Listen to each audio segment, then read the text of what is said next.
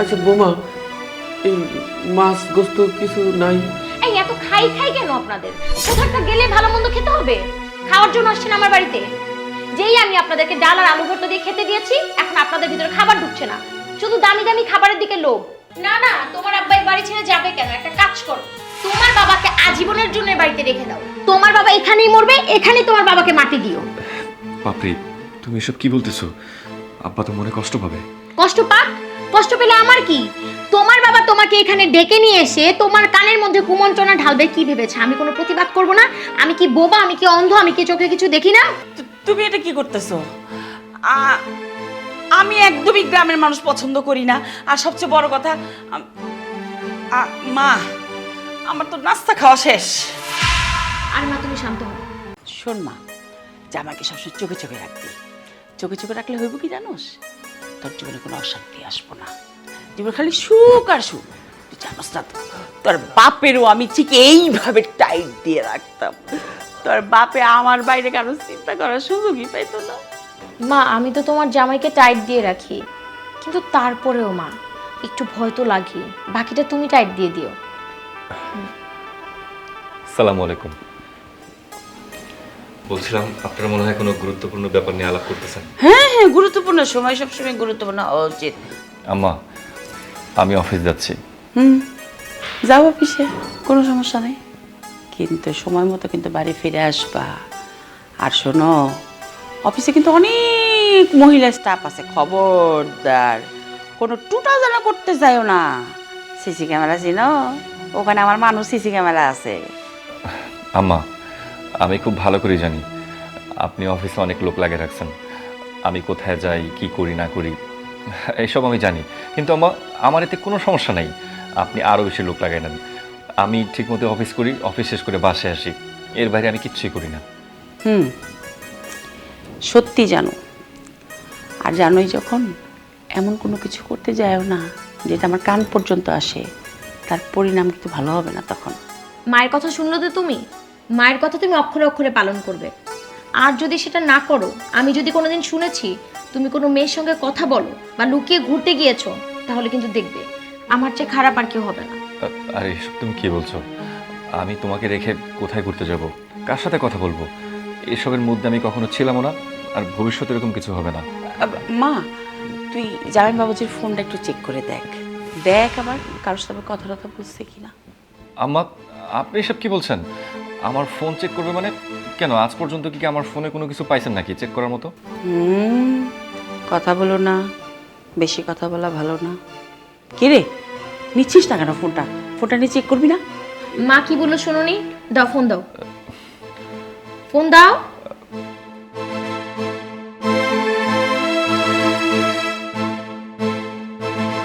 কি রে, কিছু পেলি? কার সাথে কথা বলেছে? না মা, ফোনে তেমন কিছুই নেই। ধরো। বলছিলাম না, ফোনে এরকম কিছু নাই। খুশি হলাম। শোনো জামাই, সবসময় এইভাবেই থাকবা, আর এইভাবে না থাকলেও সমস্যা নেই, আমি সব জেনে যাব, সুতরাং সাবধান। আম্মা, আপনি যদি এখন অনুমতি দেন তাহলে আমি অফিসে যেতে পারি। আজকে আমার অনেকগুলো মিটিং আছে, এমনিতে লেট হয়ে যাচ্ছে। যাবেই তো, অবশ্যই যাবে, তবে একটু পর পর কিন্তু তোমাকে ফোন করতে হবে আমার মেয়েকে। আমার মেয়ে যেন আমাকে এসে বলে মা সব ঠিক আছে। শোনো, কলটা কিন্তু ভিডিও কল দিবা, অডিও কল দিতে চাইও না। ঠিক আছে আম্মা, আমি তাহলে আসি। আসসালামু আলাইকুম।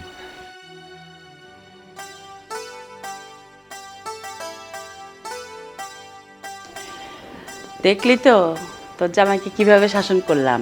ঠিক এইভাবে আমার মেয়ে না তুই এইভাবেই শাসন করবি।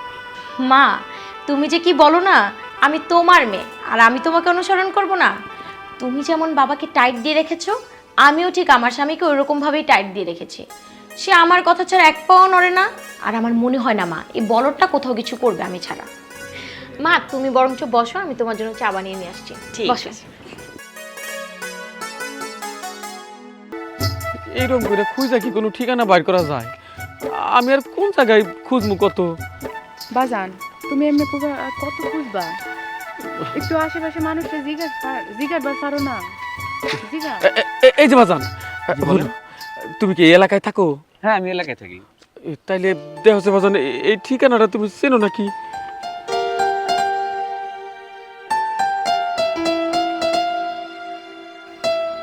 এই ঠিকানা কে থাকে?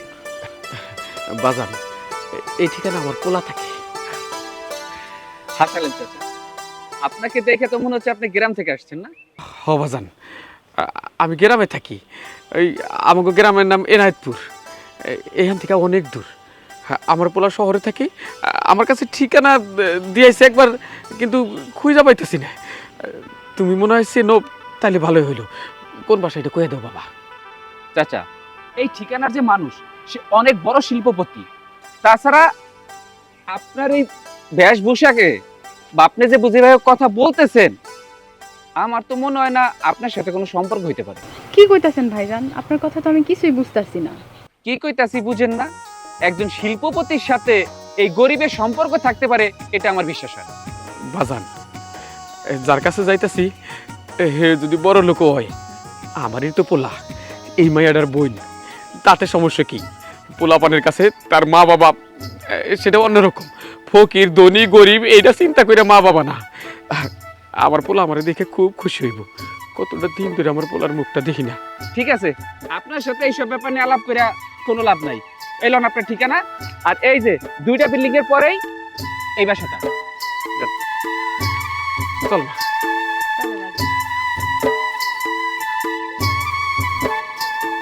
মাগো, ওই লোকটা কইলো না 2 বিল্ডিং এর কথা, যে 2 বিল্ডিং এর পরে, 2 বিল্ডিং এর পরে তো এই বিল্ডিং এ হওয়ার কথা, তাই না? আল্লাহ রে, ভাইজান কত বড় বাড়িতে থাকে। একবার রাজপ্রাসাদের মতো বাড়ি। আচ্ছা, এখানে খাড়ায় না থেকে আর ঢুকি।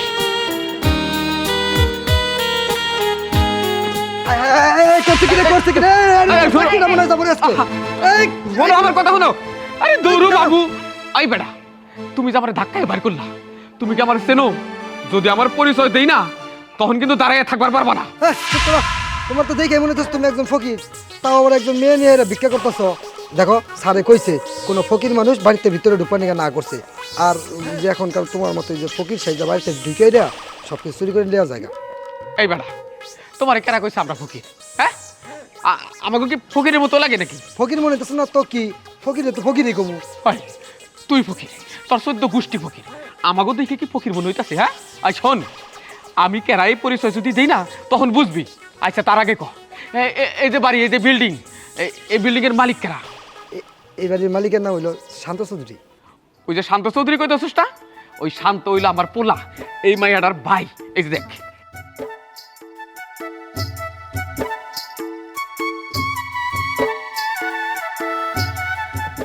স্যার ঠিকই তো স্যার, যান আপনি। আর শুনেন, এই যে আমি জামটা আটকাইছিলাম, এগুলো আবার স্যারে যায় উপরে যায় কিছু করেন না। যান যান। ঠিক আছে, দারোয়ান দারোয়ানের মতো থাকবি, আমার পোলার কথা মতো চলবি। আমাকে যে অসম্মান করছিস না, আমার পোলায় যদি শুনে একবার থাপ্পড়টা তোর 34টা 32টা দাঁত ছাড়াই দিব একবার। চল মা। চলো বাজান।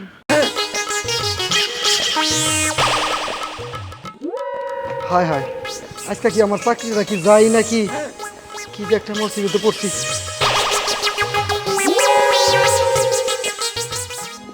এই যে নাও মা, চাটা খাও, আর খেয়ে বলো কেমন হয়েছে। কালার দেখে তো মনে হচ্ছে ভালোই হবে।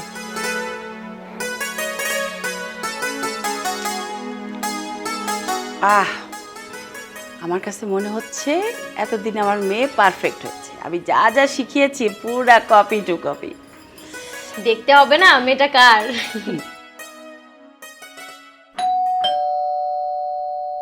এই সময় আবার কে আসলো? সেটা তো আমিও ভাবছি, ও তো কাজেই চলে গেল এখন।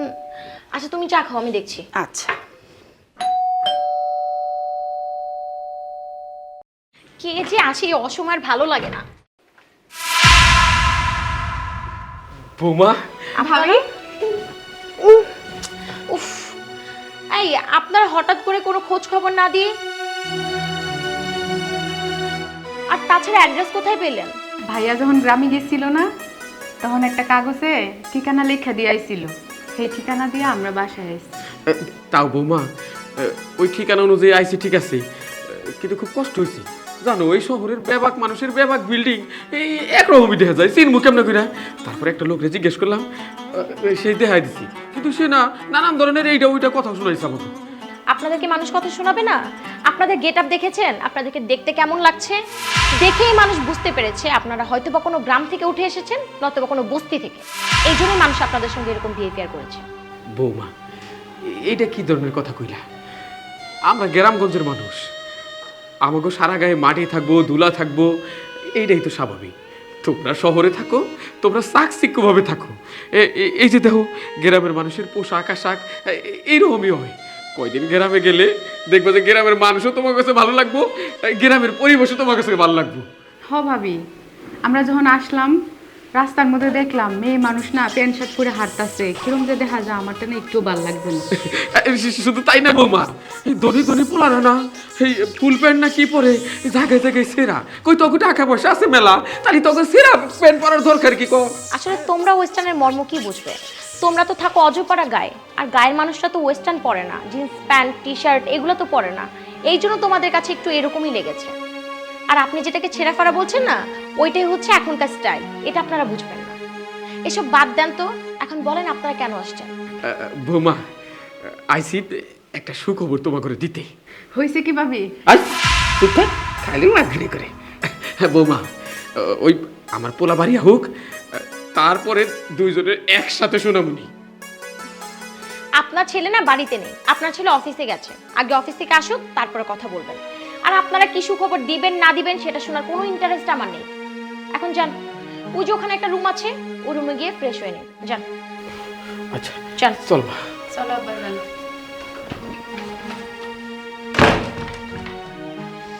বিরক্ত, উফ,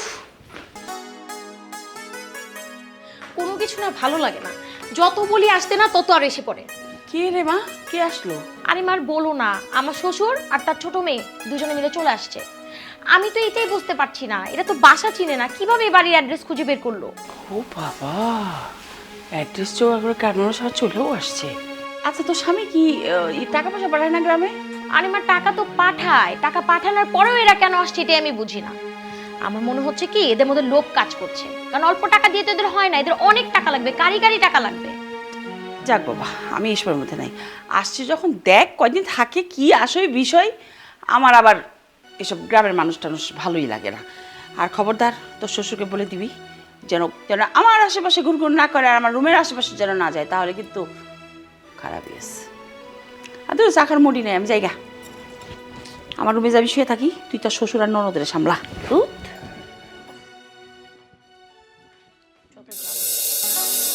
কি হলো আব্বা, ভাত নিয়ে এরম করে বই রয়েছে কে? খাও।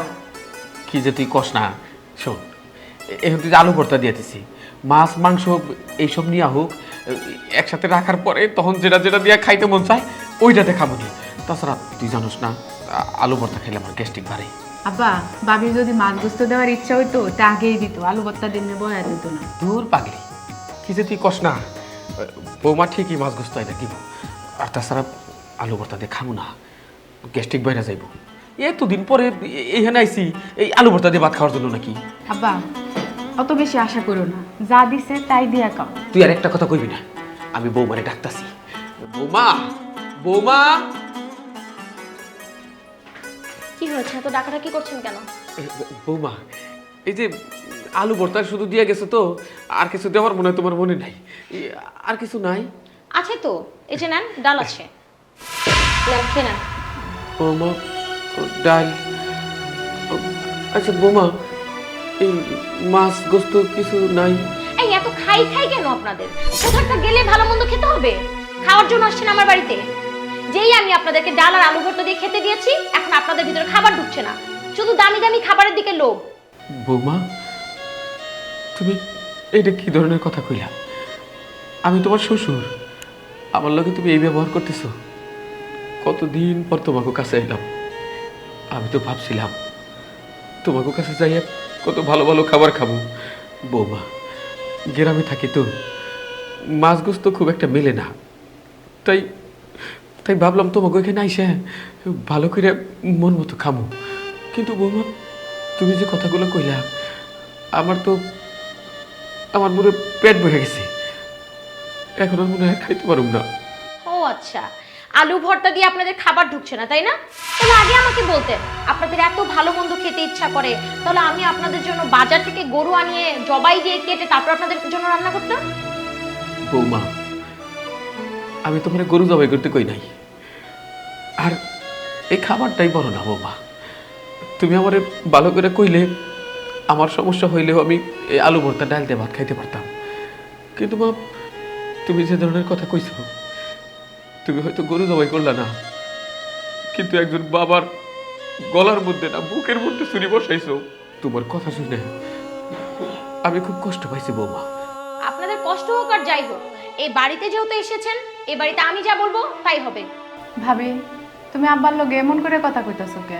এমন করে কথা কই না, আব্বাই অনেক কষ্ট পায়। তাছাড়া ভাবি, আমরা কিন্তু তোমার পরিবারের লোক, বাইরের কেউ না। একদম চুপ করো। তুমি কেন বড়দের কথার মাঝখানে কথা বলছো? যেখানে আমি আর উনি কথা বলছি, তুমি কথা বলার কে? এই, তোমার কি কোনো শিক্ষা দীক্ষা নাই নাকি? তোমার বাবা মা কি তোমাকে কিছু শিখায় নাই? বড়দের সঙ্গে কিভাবে আচরণ করতে হয়? বেয়াদব কোথাকার। আর এই যে আপনি কি আপনার মেয়েকে কোনো শিক্ষা দেন নাই বড়দের সঙ্গে কিভাবে আচরণ করতে হয়? আমি তার ভাবির সঙ্গে কিভাবে ব্যবহার করতে হয় এটাই তো আপনার মেয়ে জানে না।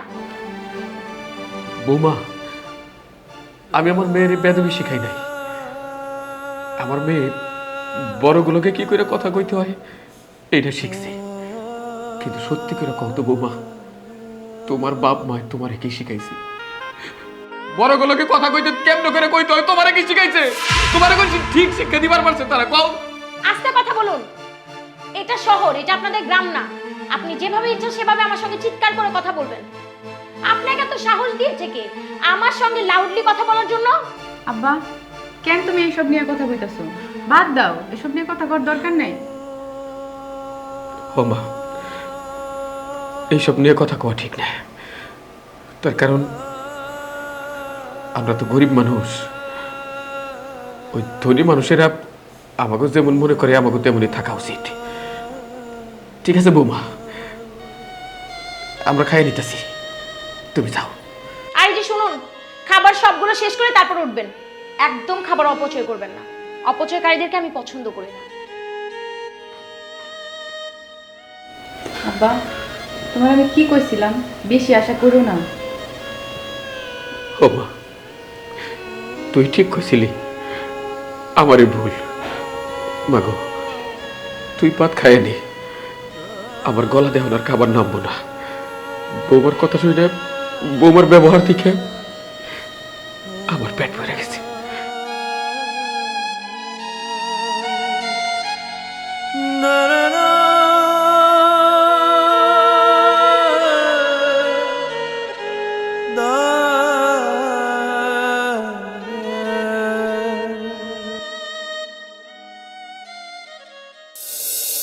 আব্বা, রাত তো অনেক হয়ে গেল। ভাইয়া কি অফিসটা আইলো নাকি আইলো না? আমগুলো লগে কি দেখা করতে আইবো না?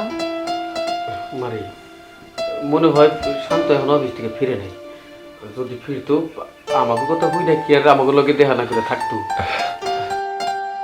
আব্বা, তুমি কেমন আছো? আল্লাহ ভালো রাখছি বাবা, তুই কেমন আছিস? আছি ভালো। কিরে বোন, তুই কেমন আছিস? ভাইজান, কেমন আর থাকমু কও? তোমার বাড়িতে তোমার লাগে এতক্ষণ ধরে অপেক্ষা করতেছি, আর তুমি মাত্রই আইলা। আসলে বোন, আজকে হয়েছে কি, অফিসে একটা জরুরি মিটিং ছিল, এই জন্য চাইলেও আগে আসতে পারি নাই। কিরে, তখন আমি তোরা কইলাম না যে আমার পোলা বড় চাকরি করে, ওর মেলা কাম। ও কি আর বইয়া থাকুই না মানুষ? ও আইলে বারে ঠিকই দেখা করতো। এই যে আইসে আয়ারে ফট করে আমাকে লগে দেখা করবার আইছি।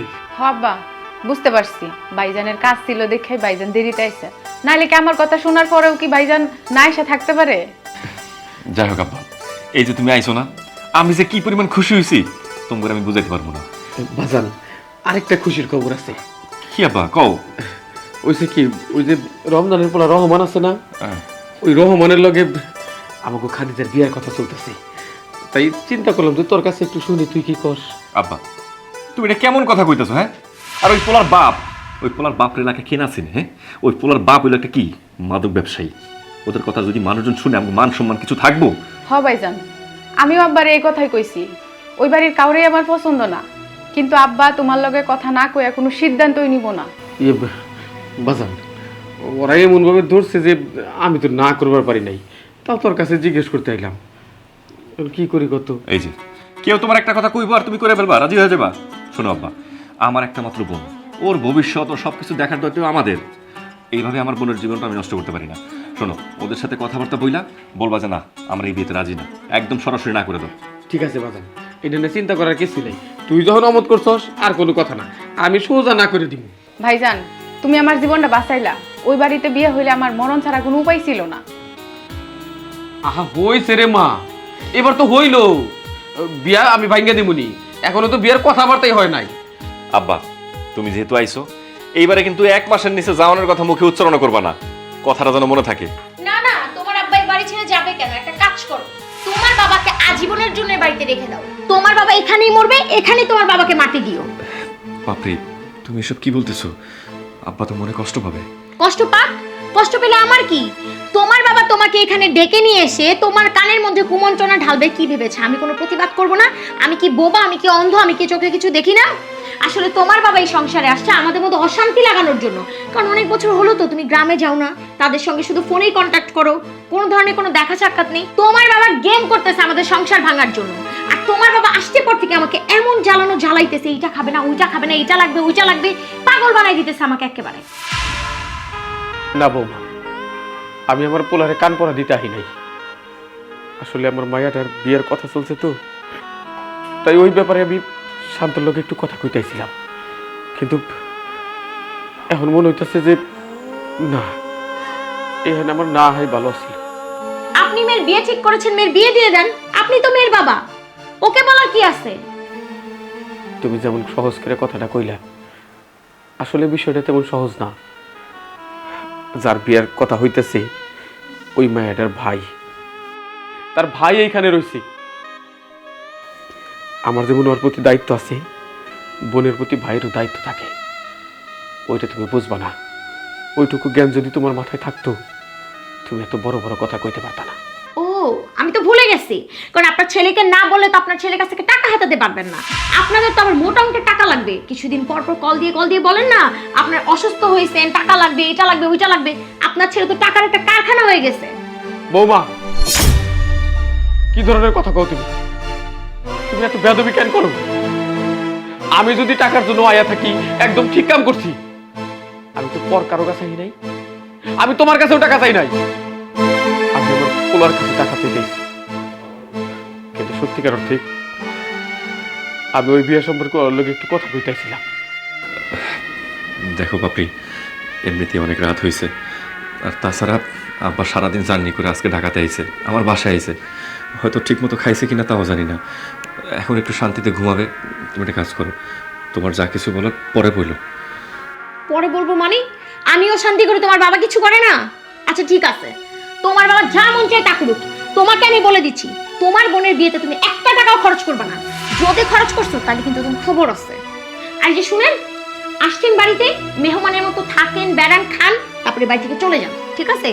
আপনার ছেলেকেও না টাকার জন্য আর একবারও ফোর্স করবেন না। তুমি দাঁড়াইছো কেন? চলো, আসো।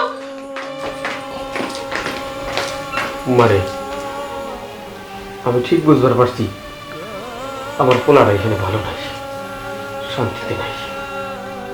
হ্যাঁ আব্বা, তুমি ঠিকই কইছো। আমরা এই জায়গায় আইছিলাম যেটা মনে করিয়া, সেটা তো দেখলাম না।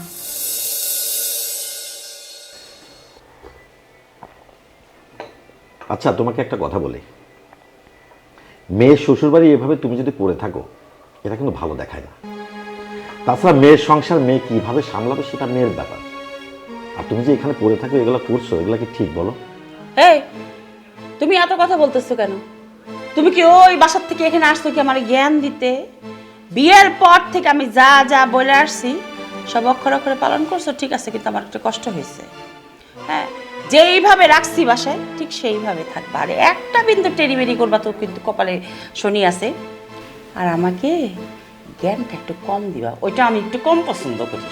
দেখো, তুমি আমার সংসারে যখন যা বলো তাই আমি শুনি, কিন্তু মেয়ের সংসারে এভাবে থাকলে, এভাবে করলে এগুলো তো ঠিক না। বাবা দেখো, মা আমাকে ভালোবাসে আর মা আমার ভালো চায়। মা ভালো চায় দেখেই তো আমাকে একটু একটু সাজেশন করে যেন আমিও মায়ের মতো সুন্দর করে সংসারটাকে টিকিয়ে রাখতে পারি। দেখ মা, আমি জানি জামাই বাবাজি তোকে অনেক ভালোবাসে। আমি চাই না তোর মায়ের কারণে তোদের সংসারটা ভেঙে যায়। কি কি করলা তুমি? আমি আমার মেয়ের সংসার ভাঙতে চাই? এই সারা জীবন সংসার করে আইসা তুমি লাস্টে আমার এই কথা কইতেছো? তাহলে তো সবার আগে তোমার লগে সংসার করতাম না। আমার মেয়েকে আমি শিখাইতে আসছি কিভাবে সংসার করতে হয়। তোমাকে কি আমি ধরে রাখিনি? তুমি আমার সংসারে থাকো নাই? আচ্ছা মা, কত এই পর্যন্ত তোরে আমি কোনো কুপরামর্শ দিছি না তোর বাবা কি করে এটা? আমার তো শরীর চলে যাচ্ছে গা। বাবা, তুমি কিন্তু এটা একদমই ঠিক বলনি। মা সব সময় চায় আমি যেন সংসারটাকে ধরে রাখতে পারি। শুনে আর দেখো। মা যদি আমাকে তাই না শেখাতো, মা কি তোমাদের এত বছরের সংসার ধরে রাখতে পারতো? পারতো না তো। তুমি চাও তোমার মেয়ের সংসারটা ভেঙে যায়, এই জন্য তো তুমি এখানে পড়ে আছো। বাবা, তুমি এত কথা বলো না তো। খাবার সামনে নিয়ে এত কথা বলতে হয় না। নাস্তা খাও। আব্বা এই জামাই বাবাজি, তুমি কি করতেছো? জামাই বাবাজি, তুমি এটা কি করতেছো? আমি একদমই গ্রামের মানুষ পছন্দ করি না। আর সবচেয়ে বড় কথা, মা, আমার তো নাস্তা খাওয়া শেষ। আর মা, তুমি শান্ত হও। এই যে তুমি শান্ত। তুমি জানো না যে আমার মা কি পছন্দ করে আর কি অপছন্দ করে? তুমি এখন কেন তোমার বাবাকে নিয়ে আসলে নাস্তার টেবিলে? তুমি তো জানো আমার মা সবার সঙ্গে বসে এক টেবিলে খেতে পারে না।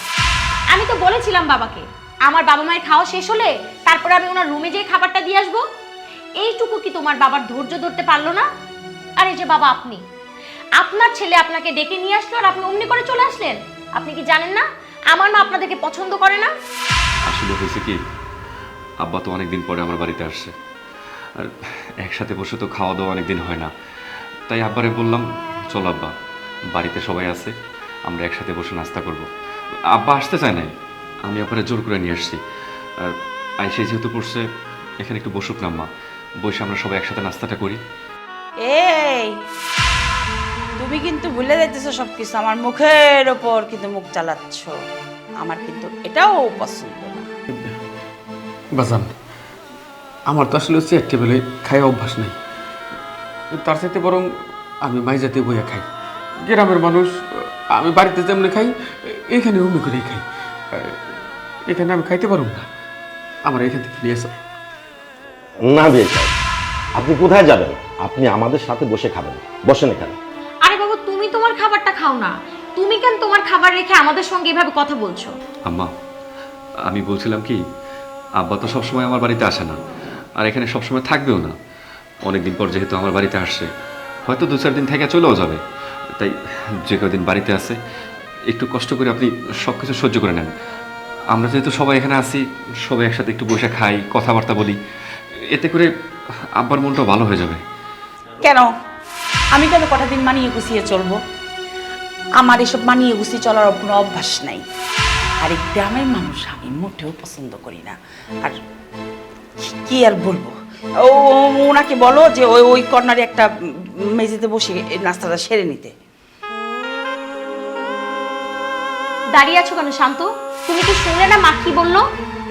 যাও তোমার বাবাকে বলো মেঝেতে যে খাবার খেতে। দেখ মা, এরকম করে জামাই বাবাদের সাথে কথা বলিস না। জামাই বাবাজি, তোমার বাবাকে এখানে বসাও, দেখি কে কি বলে। বিয়ে সাহেব, এই সামান্য একটা ঘটনা নিয়ে সবার মধ্যে এরকম অশান্তি হোক, এইটা আমি চাই না। আমি গরিব মানুষ, আমার তো আসলে সবখানে বইয়া খাই অভ্যাস আছে। ও কারণে আপনারা তর্কাতর্কি করেন না, এতে এই সংসারে অশান্তি পারবো। আর আমি চাই না আমার পোলার বাড়িতে এরকম অশান্তি সৃষ্টি হোক। আমি ওইদিকে যাই খাই, তাতে আমার ভালো লাগতো। আপনি কেন কথা বাড়াচ্ছেন? আপনি না সব নষ্টের মূল। আপনি যদি এখানে কথা না বাড়িয়ে মেঝেতে যে সুন্দর মতো খাবার খান, তাহলে তাতে কিছু হয় না। দাঁড়িয়ে আছেন কেন? যান। মাগো, আমি তো গ্রামের মানুষ, আমার শরীরে একটু গন্ধ হইবার পারে। এটা তোমার কাছে হয়তো গন্ধ লাগতেছে, খারাপ লাগতেছে, আমার পোলার কাছে গন্ধ লাগবো না। তার কারণ এটা তো আমার পোলা। বাজান, তুই না আমার লগে খাইতেছিলি, তাইলে আমার লগে চল, ওইখানে তুই বাপ বেটায় মাই যেতে বইয়ে খাইনি। চলো বাবা।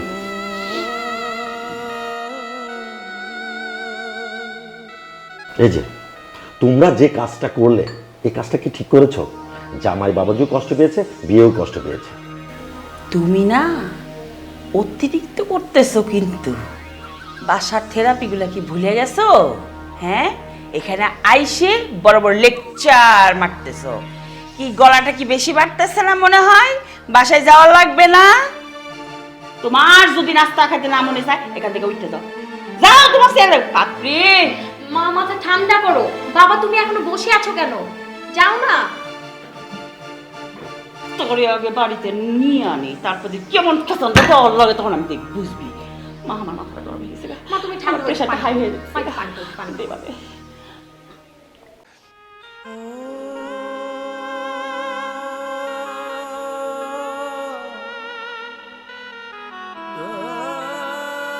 আব্বা, তুমি কাঁদতেছো কেন? বাজান, আমার বুকটা না কেমন জানি করতেছি। আমি কান্না সংবরণ করে রাখবার পারতাছি না, কিন্তু বিশ্বাস কর, এই যে কাঁদতেছি, এই কান্না আমার না, আমার জন্য না, আমি তোর জন্য কাঁদতেছি। আমি তো ভাবতাম আমার পোলা মেলা টাকার মালিক, বড় বাড়ি করছে, ধনী লোকের মাইয়া বিয়া করছি, না জানি কত শান্তিতে আছে।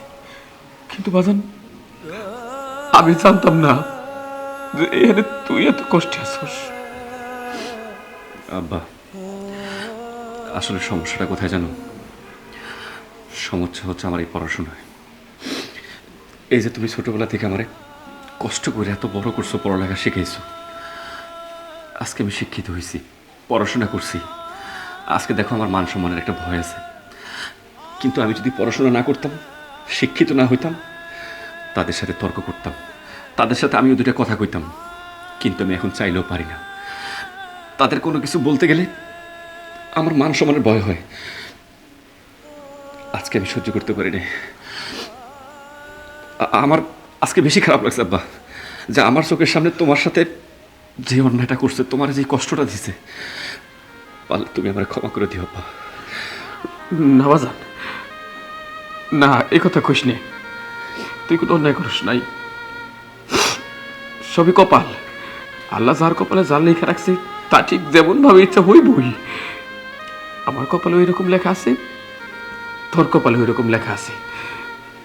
কিন্তু হয়েছে কি, মানুষ কয় না সহ্য করা নাকি খুব ভালো, এটা মানুষের একটা গুণ।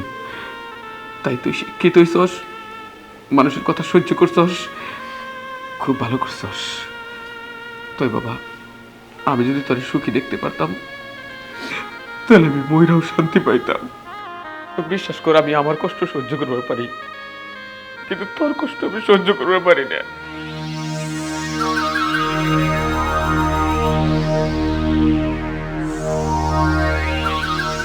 জামাই বাবাজি, তুমি এই বিষয়টা কিভাবে মেনে নিতে পারলে? হ্যাঁ, তোমার সামনে তোমার বাবাকে যা না তাই ইচ্ছে করে অপমান করলো, আর তুমি এটা কিভাবে মেনে নিলে বলো?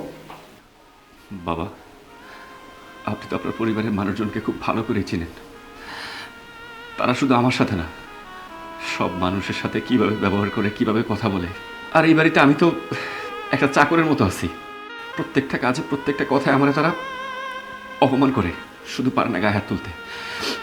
আমি আসলে কিছু বলতে গেলে আমার সাথে যে অন্যায় করে, সেই তুলনায় তো আব্বার সাথে তেমন কিছুই করে নাই। এখন আপনি বলেন বাবা, আমি এখন কি করতে পারি? আমার কি করা উচিত? জামাই বাবাজি, তোমার একটা কথা বলি শোনো। এই সংসার টিকাতে হলে তোমার মেরুদণ্ড শক্ত করতে হবে, না হলে এই সংসার টিকাতে পারবা না। দেখো, এই যে তোমার শাশুড়ি আগে থেকেই অনেক খারাপ, বিয়ের পর থেকে আমার যেভাবে জ্বালা যন্ত্রণা দিয়ে চালায়, আমার মেয়েটাকে আমি মানুষের মতো মানুষ করতে পারিনি। এখন তোমার সাথে আমার মেয়েকে বিয়ে দিচ্ছি, এখন তোমার এই সংসারে এসে কুবুদ্ধি দিয়ে আমার মেয়ের মাথাটা নষ্ট করে দিচ্ছে। তাই বলি কি বাবা, তুমি শক্ত হও, নিজেকে শক্ত করো। আপনি একদম ঠিক কথা কইছেন বিআই সাহেব। আমার পোলাটা সমস্ত অন্যায় মাইনা নেয় তো, যদি প্রতিবাদ করতো তাইলে ওরা এতটা করার সাহস পেত না। আরে তুই অন্তত জোর গলায় তো একটু কথা কইতে পারোস, তাও আমার পোলায় কিছু কয় নাই। এই জন্যে আমার পোলার কপালে এই দশা। দেখো জামাই বাবাজি, তোমার কষ্ট আর আমার কষ্ট এক। আমি যদি আগে থেকে শক্ত হতাম তাহলে আমার মেয়েটা আজ এরকম হতো না। তোমার শাশুড়ির মুখের উপরে আমি কোনোদিন কথা বলতে পারিনি, সেই জন্য আমার এই দশা। আমি যদি তোমার শাশুড়ির উপরে কথা বলতাম, শক্ত হতাম, তাহলে এরকম হতো না। তোমার অনুরোধ করে বলছি, তুমি আমার মতো হয়েও না, তুমি শক্ত হও, নিজের সংসারটা বাঁচাও। বাবা, আমি তোমাকে যা বললাম তুমি এটা করার চেষ্টা করো। আমার যা বলার আমি সেটা বললাম, এখন সিদ্ধান্ত তোমার।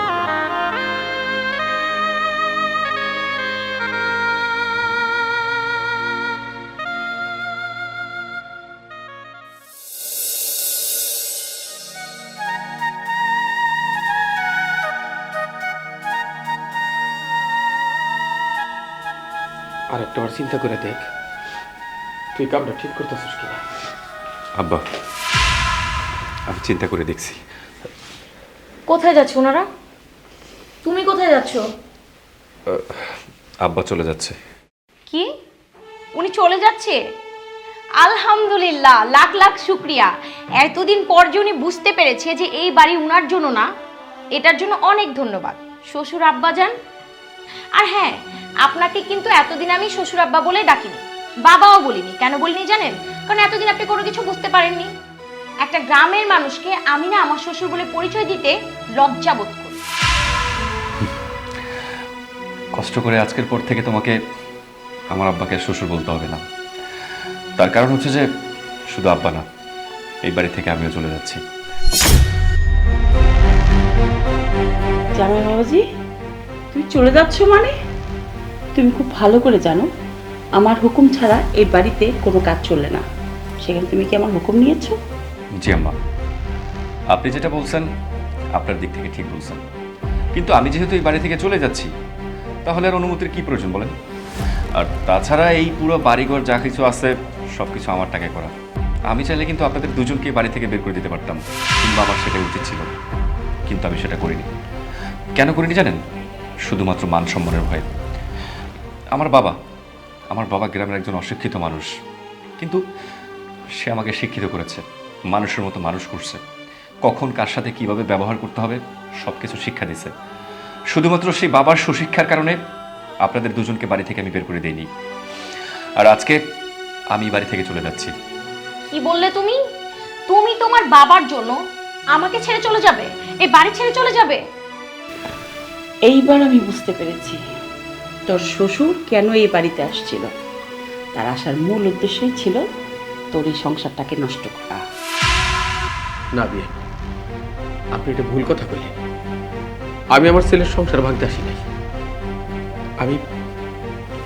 আমি সংসার ভাঙার লোক না। সংসার তো ভাঙতে আইছেন আপনি। একজন মায়ের কাছ থেকে তার মেয়ে সংসার করা শিখে, সংসার টিকানো শিখে, কিন্তু বিয়ে আপনি তার উল্টা। আপনি তো সংসার ভাঙার জন্য চেষ্টা করতেছে। যেভাবে চলতেছে কোনো না কোনো এক সময় আমার ছেলের সংসারটা ভাঙ্গাই যাইতো। তাই আমারে দোষ না দিয়া নিজে বুঝা দেখেন আপনি এখানে সংসার ভাঙতাছেন না করতেছেন। এই চুপ! আপনি একদম চুপ করেন, অতিরিক্ত বলে ফেলতেছেন। তোমার বাবার এত বড় সাহস কি করে হয় আমার মায়ের মুখের উপরে কথা বলার? তুমি কেন তোমার বাবাকে ডাক দিচ্ছ না? চুপ! একদম চুপ! একটা কথা বলবা না। এতদিন তোমার সব কথা আমি সহ্য করছি, তোমার মার সব কথা আমি সহ্য করছি, শুধুমাত্র আমার মান সম্মানের ভয়। কিন্তু আজকে যখন এই বাড়ি থেকে আমার বাবা চলে যাচ্ছে, এই বাড়িতে 2 দিন থেকে আমার বাবা কোনো সম্মান পায়নি, বরঞ্চ তোমাদের দুজনের অনেক বাজে কথা শুনছে। আমি আমার বাবার কষ্ট সহ্য করতে পারবো না। যে বাবা আমাকে এত কষ্ট করে মানুষের মতো মানুষ করছে, আজকে যে বাবার জন্য আমি এত বাড়ি গাড়ির মালিক, আমার সেই বাড়িতে যখন আমার বাবার কোনো স্থান নাই, সেই বাড়িতে আমি এক মুহূর্ত থাকবো না। হ্যাঁ, আর একটা কথা বলি, এতদিন তোমাদের দুজনের সব কথা আমি সহ্য করছি। কেন করছি জানো? শুধুমাত্র আমি তোমাকে ভালোবাসি। কিন্তু দিন শেষে আমি কি দেখলাম জানো? তুমি আসলে ভালোবাসার যোগ্য না। ভালোবাসার মানুষের ভালোবাসার মূল্যায়নটা করার ভিতরে কোনো মনুষ্যত্ব তোমার ভিতরে নাই। যাই হোক, তোমাদের দুজনের সাথে এত কথা বলার আমার সময় নেই। আমি আমার বাবাকে নিয়ে চলে যাচ্ছি। দেখো, তুমি আমাকে ছেড়ে চলে যেও না। তুমি আমার স্বামী। তুমি যদি আমাকে ছেড়ে চলে যাও তাহলে এই বাড়িতে আমি একা থেকে কি করব? আমার যদি সংসারই না থাকে, স্বামী না থাকে, তাহলে এত বড় বাড়িতে আমি কি করব বলো? তোমার তো কখনো স্বামীর প্রয়োজন ছিল না, তোমার তো শুধু শাসন করার মতো একজন মানুষ দরকার ছিল, আর শুধু টাকা পয়সা দরকার ছিল। এই বাড়ি গাড়ি যা কিছু আছে না, আমি সব কিছু তোমার নামে লিখে দিয়ে চলে যাচ্ছি। আর তোমার যেহেতু স্বামী দরকার নাই, ভালোবাসা দরকার নাই, সেখানে আমি বেহার মতো থাকছি না, আমি চলে যাচ্ছি। জামাই বাবাজি, আমার একটা কথা শোনো, তুমি এই বাড়ি থেকে যেও না। আমি অনেকক্ষণ চিন্তা করলাম, তোমার এই কথাগুলো শুনে আমার ভেতরে খুব কষ্ট হচ্ছিল যে আসলে এই সংসারটা নষ্টের জন্য আমি দায়ী। আমি যা করেছি আসলে ভুল করেছি। আমি আমার সংসারটাকেও এমন করেছি, মেয়ের সংসারটাকে নষ্ট করতে এসেছি। আমাকে সবাই মাফ করে দেবেন। মাগো, স্বামীর সংসার আসল সংসার। আমি চাই তোরা দুজন মিলেমিশে থাক, তোদের জীবনে শান্তি আসুক, তোমরা শান্তিতে থাকো। আর মা, তোর বাবার কথা খুব মনে পড়তেছে, মানুষটা একা একা বাড়িতে আছে। আমি তাহলে আর কারোর মধ্যে নাই, আমি যাই। দোয়া করি তোমরা ভালো থাকো। সাবধানে যেও মা।